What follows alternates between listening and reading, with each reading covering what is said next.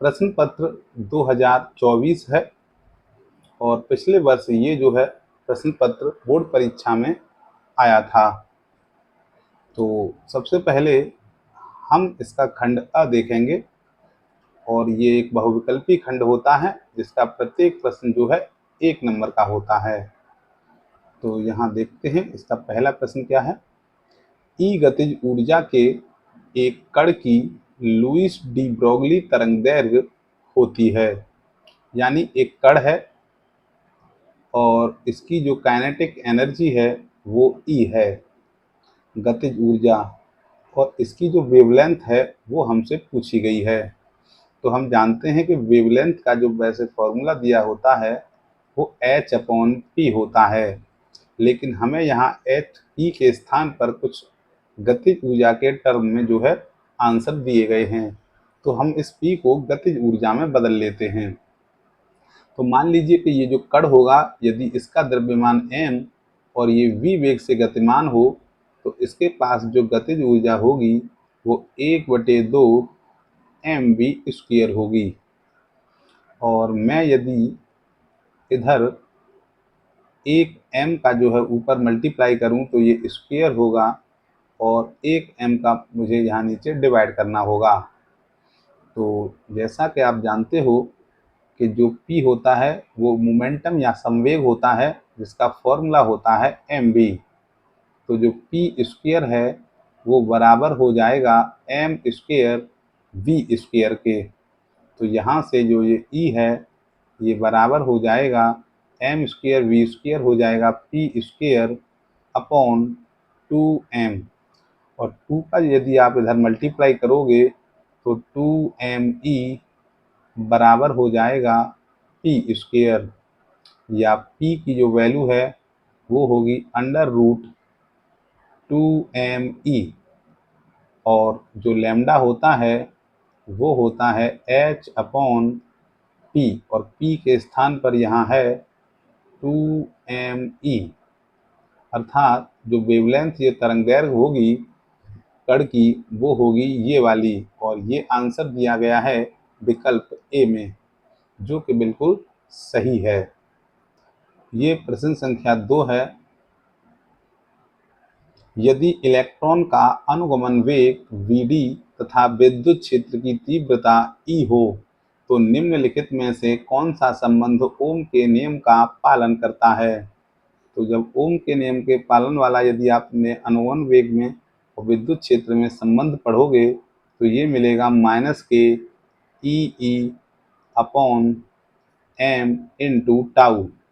यहाँ आवेश, द्रव्यमान और टाउ जो है तीनों ही कांस्टेंट माने जाते हैं, ये एक रिलैक्सेशन टाइम होता है।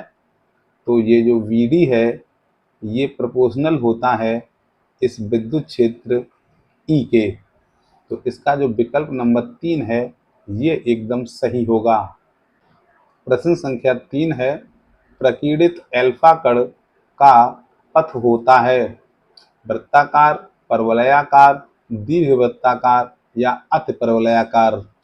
तो जब आप अल्फा कण प्रकीर्णन पढ़ोगे तो आप ये पढ़ोगे कि इस तरह से जब सोने की पन्नी के अंदर जो एटम होते हैं और यहाँ से जब अल्फा कण हिट करता है तो वो जब किसी एटम के बिल्कुल नाभिक से जाके टकराता है तो वो इस तरह जाकर और एक बैक बाउंस हो जाता है, और ये जो आकृति है ये आकृति अतिपरवलयाकार आकृति कहलाती है, और इसलिए इस कण का जो पथ होता है वो अतिपरवलयाकार होता है। ये प्रश्न संख्या 4 है। उत्तल लेंस की फोकस दूरी अधिकतम है नीले प्रकाश के लिए, हरे प्रकाश के लिए, लाल प्रकाश के लिए या पीले प्रकाश के लिए। तो सबसे पहले हम समझ लेते हैं कि फोकस दूरी क्या होती है। तो ये कोई उत्तल लेंस है और मान लीजिए कोई किरण यहाँ चलकर आ रही है, तो ये जब किरण को मोड़ रहा है तो यहाँ ये फोकस बिंदु पर जाकर मिलती है, और यहाँ से लेके यहाँ तक की ये दूरी जो है फोकस दूरी कहलाती है। और यदि मैं इसके सामने कोई एक और लेंस रखता हूँ और ये जो है मान लीजिए इस किरण को बहुत कम मोड़ पाता है, तो इसका यहाँ फोकस पॉइंट यहाँ होगा और इसकी फोकस दूरी ये होगी। तो इस चित्र से हम ये समझ सकते हैं कि यदि कोई कांच किसी किरण को जितना ज़्यादा मोड़ेगा उसकी फोकस दूरी उतनी ही कम होगी, और जो जितना कम मोड़ेगा उसकी फोकस दूरी उतनी ही ज़्यादा बनेगी। तो जैसा कि हमने पढ़ा है कि जब प्रिज्म में कांच गुजरता है तो सबसे ज़्यादा कौन सा रंग मुड़ जाता है, तो यहाँ जब ये बिखरता है 7 रंगों में तो ये विबग्योर से बनता है, BIBGYOR, यानी सबसे ज़्यादा मुड़ने वाला कौन है, V। तो इसकी होगी सबसे कम, क्योंकि ये सबसे ज़्यादा मुड़ेगा तो सबसे कम दूरी पर जाके मिलेगा। और सबसे कम कौन सा रंग मुड़ता है, सबसे कम जो है मुड़ने वाला रंग लाल है, इसलिए सबसे ज़्यादा फोकस दूरी किसकी होगी, लाल की फोकस दूरी सबसे ज़्यादा होती है। तो किसी भी जब कांच से प्रकाश गुजरेगा या उत्तल लेंस भी एक कांच होता है तो लाल रंग के लिए फोकस दूरी सबसे ज़्यादा होगी। प्रश्न संख्या 5 है, यदि प्रत्यावर्ती धारा परपथ में केवल संधारित्र हो तो परपथ में व्यय शक्ति होगी। तो हम जानते हैं कि जब केवल संधारित्र जुड़ा होता है तो जो कलांतर होता है वो π/2 होता है, यानी धारा और विभवांतर जो होता है प्रत्यावर्ती परपथ में उनके बीच का जो कलांतर है वो π/2 होता है। और व्यय शक्ति का जो फॉर्मूला होता है वो होता है Vrms into IRMS into cos phi. और यदि मैं इस फॉर्मूले में जब मैं यहाँ cos π/2 लगाऊंगा और cos π/2 की वैल्यू इसको Vrms IRMS लिख देते हैं, और जैसा कि यहाँ IRMS है, आप जानते हैं कि cos π/2 की वैल्यू 0 होती है, और 0 का जब आप मल्टीप्लाई करोगे किसी में तो वहाँ सब 0 हो जाएगा, यानी शक्ति व्यय P बराबर 0 जो है विकल्प 2 इसका सही आंसर होगा। प्रश्न संख्या 6 है, दो बिंदु आवेशों को वायु में एक निश्चित दूरी पर रखने पर उनके मध्य 80 न्यूटन का बल कार्य करता है। तो जो निर्वात में जो बल है वो यहाँ दिया गया है, कितना कार्य करता है, 80 न्यूटन। और जब इन्हीं आवेशों को एक परावैद्युत माध्यम में इतनी ही दूरी पर रखा जाता है तो इन पर 8 न्यूटन का बल कार्य करता है, यानी जब ये किसी माध्यम में रखे होते हैं तो इनके ऊपर 8 न्यूटन का बल लगता है।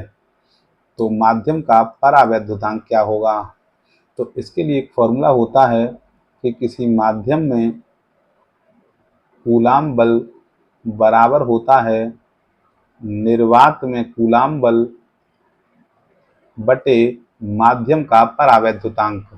तो यहाँ माध्यम में बल जो है 8 है और निर्वात में यहाँ 80 है और माध्यम का परावैद्युतांक k है।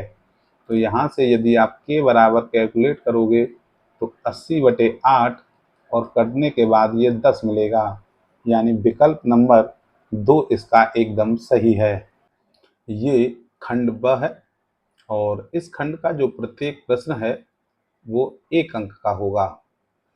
तो ये प्रश्न संख्या 2 है और इसके अलग अलग खंड दिए गए हैं, और ये इसका पहला खंड क है। लेंस की वायु में फोकस दूरी एवं लेंस को द्रव में डुबोने पर इसकी फोकस दूरी का अनुपात ज्ञात कीजिए। तो सबसे पहले हम फोकस दूरी का फॉर्मूला लिख लेते हैं। तो फॉर्मूला होता है 1/f बराबर n2/n1 minus 1 into 1/r1 minus 1/r2। जैसा कि यहाँ f फोकस दूरी है और जब जो है क्या है, ये n1 जो है पहला माध्यम है और n2 जो है ये कांच है, यानी लेंस है, तो वायु से जो है कांच में किरण जाती है, -1, और r1 और r2 क्या है, लेंस की वक्रता त्रिज्याएं हैं। तो मैं कंडीशन फर्स्ट ये मानता हूं कि जब लेंस वायु में रखा है,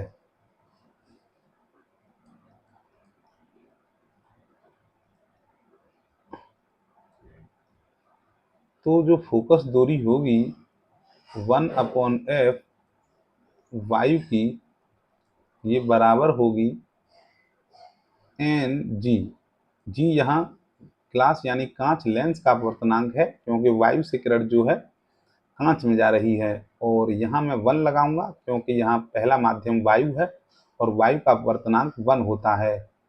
-1 इंटू 1/R1 - 1/R2, और इसे मैं समीकरण नंबर 1 नाम दे रहा हूँ।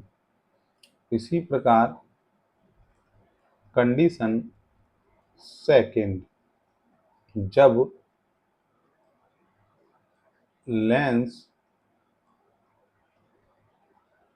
द्रव में रखा हो, अर्थात अब लेंस को क्या है, द्रव में डुबो दिया गया है। तो जब द्रव में लेंस रखा जाएगा तो किरण जो है द्रव से चलकर कांच में जाएगी। तो यहाँ पहला माध्यम जो है वायु की जगह पर द्रव होगा और दूसरा कांच रहेगा। तो इसका जो फॉर्मूला होगा 1/f, और यहाँ हम द्रव लिख लेते हैं, इक्वल टू, ये तो ग्लास ही कांच ही रहेगा, और ये जो है मैं इस द्रव के लिए इसको NL लिख रहा हूँ क्योंकि ये लिक्विड का अपवर्तनांक है, इनटू ये वक्रता त्रिज्याएं लेंस की वही रहेंगी, और इसको मैं समीकरण नंबर 2 नाम दे रहा हूँ। और मुझे यहाँ इन दोनों फोकस दूरियों का अनुपात निकालना है, इसलिए समीकरण 1 में समीकरण 2 से भाग कर देते हैं। तो ये समीकरण 1 है 1/f वायु, इसका जब भाग करेंगे तो गुणा करने पर ये उल्टा हो जाएगा, ये हो जाएगा f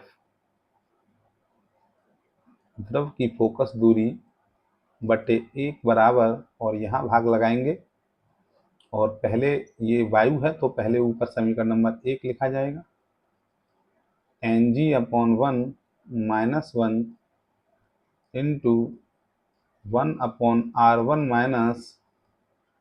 1/R2 अपॉन Ng/NL है ये, -1 इंटू 1/R1 - 1/R2, और ये हो जाएगा इससे कैंसिल। तो आगे मिलेगा ये द्रव में फोकस दूरी बटे वायु में फोकस दूरी बराबर होगा Ng-1 अपॉन, इसे मैं LNG लिख सकता हूँ क्योंकि ये लिक्विड के सापेक्ष ग्लास का अपवर्तनांक है, क्योंकि आप जानते हो कि यदि N2/N1 है तो उसे 1N2 लिखा जा सकता है। तो ये यही बचेगा, या मैं यदि इसे अनुपात में लिखना चाहूँ तो द्रव में फोकस दूरी अनुपात वायु में जो फोकस दूरी का अनुपात होगा वो Ng-1 इंटू LNG-1 होगा। यहाँ Ng जो है वायु के सापेक्ष या एयर के सापेक्ष ग्लास का अपवर्तनांक है, इसे यहाँ आप एयर लिखिए या नहीं लिखिए, और ये जो है लिक्विड के सापेक्ष ग्लास का अपवर्तनांक है। यही अनुपात हमसे पूछा गया था। ये प्रश्न संख्या 2 का ख है। हाइड्रोजन परमाणु में इलेक्ट्रॉन की मूल ऊर्जा स्तर में आयनन विभव कितना होता है? तो इसके लिए पहले हम जो है हाइड्रोजन परमाणु का ऊर्जा स्तर में एक डायग्राम ड्रॉ करते हैं। तो ये एक हाइड्रोजन परमाणु है, और ये यहाँ इसकी पहली कक्षा में जो है एक इलेक्ट्रॉन है। तो हम जानते हैं कि इसकी जो एनर्जी होती है वो यहाँ होती है E बराबर -13.6 इलेक्ट्रॉन वोल्ट। तो अब हमें ये देखना है कि ये आयनन विभव क्या होता है। तो आयनन विभव के लिए पहले हम आयनन ऊर्जा समझते हैं, यानी यदि इसको इतनी ऊर्जा दी जाए कि ये इस सेल को छोड़कर या इस एटम को सभी सेलों को छोड़ के ये जो है फ्री हो जाए या ये अनंत सेल में चला जाए, तो ये क्या कहलाएगी, इसकी आयनन ऊर्जा कहलाएगी। और यहाँ इन्फाइनाइट में इसकी जो ऊर्जा होती है वो शून्य होती है। तो यहाँ जो आयनन ऊर्जा होती है वो होती है ई इन्फाइनाइट माइनस ई, जिस भी सेल में ये इलेक्ट्रॉन होता है। तो यहाँ सबसे पहले मैं आयनन ऊर्जा कैलकुलेट करूँगा, जो कि होगी 0 माइनस के 13.6 इलेक्ट्रॉन वोल्ट। तो ये जो आयनन ऊर्जा हो जाएगी ये हो जाएगी प्लस 13.6 इलेक्ट्रॉन वोल्ट। अब बात करते हैं आयनन विभव की। तो आयनन विभव का फॉर्मूला होता है आयनन ऊर्जा बटे इलेक्ट्रॉन का आवेश इंटू वोल्ट, यानी वोल्ट इसका मात्रक है। तो यहाँ आयनन ऊर्जा लगाएंगे 13.6 इलेक्ट्रॉन वोल्ट अपॉन इलेक्ट्रॉन। तो ये इस इलेक्ट्रॉन से यानी आवेश से ये आवेश कट जाएगा, तो जो आयनन विभव आएगा वो 13.6 वोल्ट आएगा।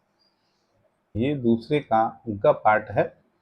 विद्युत चालकता की परिभाषा एवं विमीय सूत्र लिखिए। तो हमसे यहाँ सबसे पहले विद्युत चालकता की परिभाषा पूछी गई है। तो विद्युत चालकता या इसी को कहा जाता है विशिष्ट चालकत्व,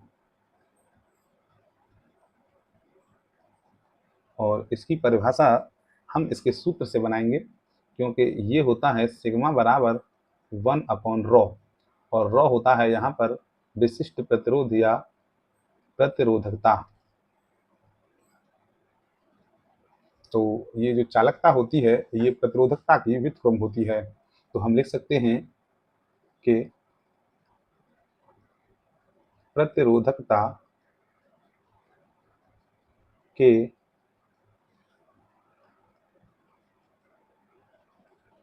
व्युत्क्रम को चालकता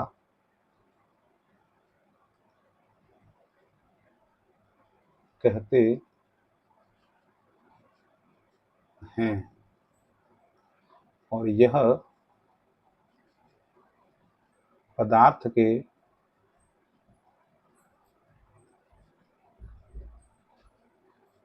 सुचालक होने की माप होती है। यानी जो प्रतिरोधकता का व्युत्क्रम होता है वही चालकता कहलाती है, और ये पदार्थ के सुचालक होने की माप होती है। यानी किसी की चालकता जितनी ज़्यादा होती है किसी पदार्थ की, वो पदार्थ उतना ही अच्छा सुचालक माना जाता है विद्युत का। अब यहाँ विमीय सूत्र पूछा गया है, तो इसका विमीय सूत्र जो है क्या होगा ये निकाल लेते हैं। तो ये 1/ρ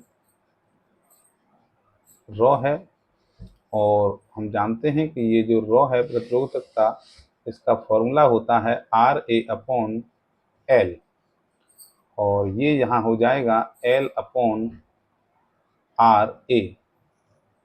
अब इस R की जो वैल्यू मैं यदि लगाऊं तो R होता है V/I होता है, और I जो है चला जाएगा ऊपर, तो LI/VA है।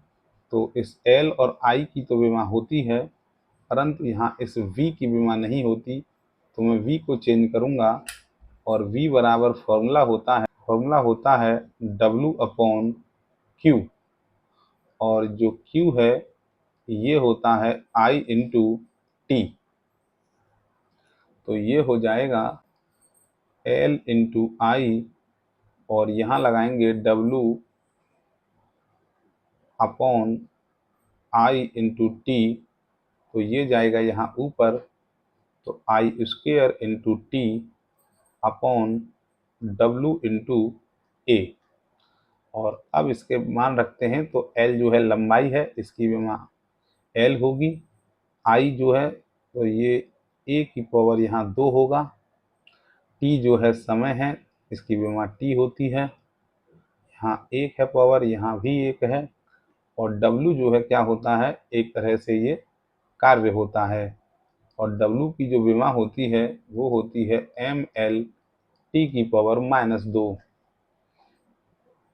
यहाँ हो जाएगा ये ml T की पावर -2, और ये एरिया है तो ये L पर 2 गुना हो जाएगी यहाँ। तो इसे अब हम सॉल्व करेंगे, तो सबसे पहले m ऊपर जाएगा तो m पर -1 बनेगा, और ये वाली L इस L से कैंसिल हो जाएगी, और ये L ऊपर जाएगी तो L पे -2 होगा। T पर -2 है, ऊपर +1 है, ये जाके इसमें जब ऐड होगा तो T पर यहाँ 3 हो जाएगा। और ये एम्पियर पर जो है, यहाँ धारा का जो है ये दिया है, और इस पर यहाँ पर 2 होगा। तो ये बनेगा इसका विमीय सूत्र। ये प्रश्न दूसरे का घ है। प्रत्यावर्ती धारा परिपथ में प्रयुक्त अमीटर धारा के किस मान को व्यक्त करता है? तो जब कोई प्रत्यावर्ती परिपथ होता है, और मान लीजिए यहाँ पर कोई लोड लगा हुआ है, और यहाँ एक अमीटर लगा हुआ है, और ये इसका यहाँ स्विच है, और यहाँ कोई एसी सोर्स है,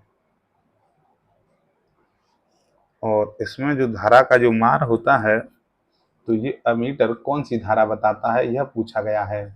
तो ये वास्तव में जो धारा का मान होता है ये IRMS मान होता है, या हम कह सकते हैं कि ये धारा के वर्ग माध्य मूल मान को व्यक्त करता है। अगला प्रश्न ये है, होल पर कितना आवेश होता है और पीएन संधि डायोड का परिपथ संकेत बनाइए। तो सबसे पहले देख लेते हैं कि इस होल पर कितना आवेश होता है। तो ये यहाँ ये एक पीएन संधि डायोड है, जिसमें ये पी टाइप सेमीकंडक्टर है, ये पी टाइप सेमीकंडक्टर है, और ये एन टाइप सेमीकंडक्टर। यहाँ इसमें ये जो दिख रहे हैं ये इलेक्ट्रॉन्स हैं, और इसमें जो दिख रहे हैं ये होल्स हैं। तो यहाँ पर ये जो होल्स हैं ये दिखाए गए हैं प्लस चिन्ह से। तो ये जो होल्स होते हैं वास्तव में ये यहाँ से एक इलेक्ट्रॉन खाली होकर जो है इधर चला जाता है, या ये समझिए कि वो फ्री हो जाता है। तो अपने स्थान पर ये जो होल बनाता है, यहाँ एक इलेक्ट्रॉन को ग्रहण करने की क्षमता होती है। तो हम ये मानते हैं कि इलेक्ट्रॉन के पास नेगेटिव आवेश होता है, और ये होल उसको ग्रहण कर सकता है, तो इसके पास +E चार्ज होगा। तो यहाँ पर जो वास्तव में ये माना जाता है कि इसके पास क्या होता है, +E चार्ज होता है। आगे पूछा गया है कि पीएन संधि डायोड का परिपथ संकेत बनाइए। तो ये जो है पीएन संधि डायोड का परिपथ सिंबल होता है, और ये होता है इसका पी टाइप सेमीकंडक्टर, और ये होता है एन टाइप। पी टाइप को पॉजिटिव से और एन टाइप को नेगेटिव से जोड़ते हैं, तो ये जो है फॉरवर्ड बायसिंग में काम करता है। अगला प्रश्न है रेडियो तरंगों एवं सूक्ष्म तरंगों में किसकी आवृत्ति अधिक होती है? तो इसके लिए हमें जो है इलेक्ट्रोमैग्नेटिक स्पेक्ट्रम का अध्ययन होना चाहिए। ये एक इलेक्ट्रोमैग्नेटिक स्पेक्ट्रम का डायग्राम है। तो हम देख रहे हैं कि यहाँ पर ये हैं सबसे पहले रेडियो तरंगें, ये फिर माइक्रोवेव हैं, इनको हम सूक्ष्म तरंगें कहते हैं। और ये इंफ्रारेड हैं जिसको हम अवरक्त किरण बोलते हैं। ये अल्ट्रावायलेट हैं जिसको पराबैंगनी कहा जाता है। ये एक्स-रेज हैं, ये गामा रेज हैं। तो इस डायग्राम से दिख रहा है कि इधर जो है ये काफ़ी दूर-दूर हैं, तो हम कह सकते हैं कि जो लैम्ब्डा होता है या जो तरंग दैर्घ्य होती है उसका मान ज़्यादा होगा और इधर तरंग दैर्घ्य का मान कम होगा, अर्थात जो आवृत्ति होगी उसका मान ज़्यादा होगा। तो इस डायग्राम में जो इधर होंगी उनकी आवृत्ति ज़्यादा होगी और इधर वाले की आवृत्ति कम होगी। तो जो रेडियो तरंगें हैं इसकी आवृत्ति कम होगी इस सूक्ष्म तरंगों की अपेक्षा। जैसे जैसे इधर बढ़ेंगे आवृत्ति बढ़ती चली जाएगी। तो ये जो आवृत्ति होगी ये छोटी होगी इसकी आवृत्ति से। तो ये पूछा है किसकी आवृत्ति अधिक होगी, तो हम कह सकते हैं कि जो सूक्ष्म तरंगें हैं, माइक्रोवेव हैं, इनकी आवृत्ति यहाँ पर अधिक होगी।